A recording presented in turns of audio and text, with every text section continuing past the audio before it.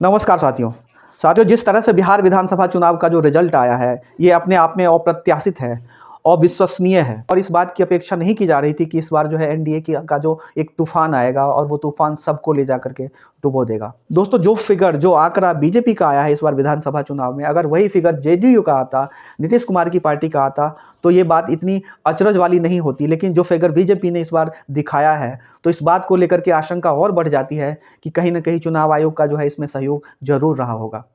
क्योंकि इस बार जो इलेक्शन से पहले का जो माहौल बना था बिहार में, वो बीजेपी को लेकर के इतना फ़ेवरेबल नहीं था। बीजेपी के पक्ष में इतना जाता हुआ नहीं दिख रहा था और बावजूद इसके जिस तरह से नतीजा सामने आया है, वो अपने आप में चौंकाने वाला है।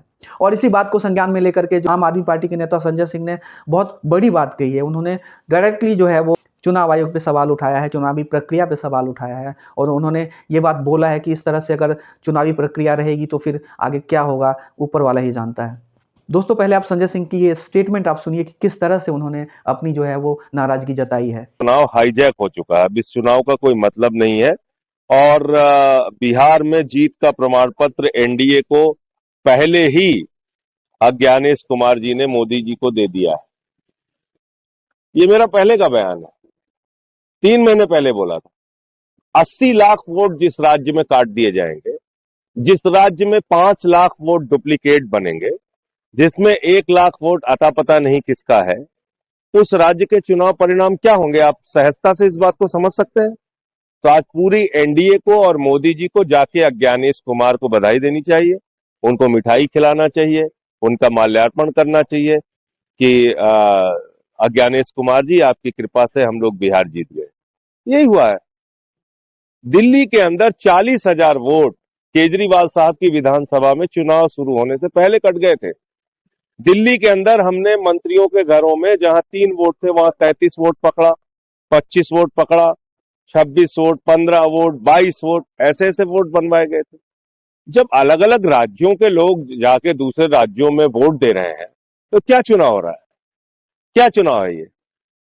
तो इसलिए ये तो पहले से ही घोषित परिणाम था।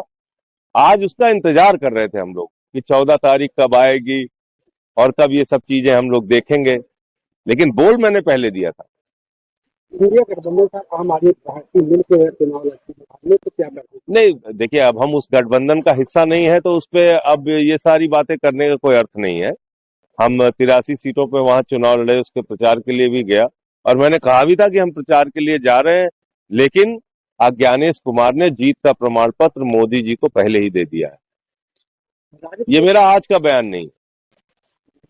हाँ, राजद के एक नेता सुनील सिंह, उन्होंने मतगणना के पहले बताया कि अगर हम लोग हारते हैं तो जैसे नेपाल, बांग्लादेश और श्रीलंका की सड़कों पर देश देखे गए थे वो नहीं, इस प्रकार के बयान का मैं समर्थन नहीं करता। क्या कहते हैं? देखिए, ऐसा है, देश सर्वोपरि है। हम जो लड़ेंगे वो लोकतांत्रिक तरीके से लड़ेंगे। हम यहाँ कोई देश को तोड़ने की गतिविधि पैदा करें देश के अंदर, तो वो चीज ठीक नहीं है। हाँ, ये है कि कहीं अगर चुनाव में गड़बड़ी हो रही है उस पर हम आवाज उठाएं, लड़ाई लड़े, वो तो ठीक बात है।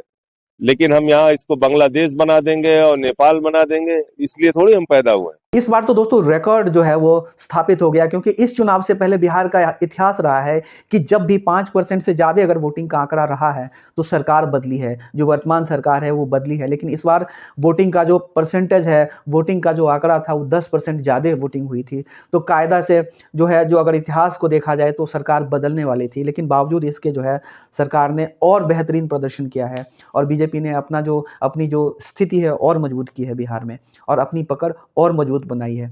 और इस बात को लेकर के जो है विपक्ष के नेता जितने भी हैं वो आशंकित हैं कि चुनावी जो प्रणाली है उसमें कहीं ना कहीं जो हरियाणा वाला एंगल, महाराष्ट्र वाला एंगल तो नहीं शामिल हुआ था। कुल मिलाकर के अगर देखा जाए तो जो प्रक्रिया रही है एसआईआर वाली, उसने बीजेपी को, एनडीए को बहुत बड़ी राहत दी है। इसी प्रक्रिया के थ्रू जो सरकार जो बनाने में एनडीए और बीजेपी कामयाब रही है बिहार में।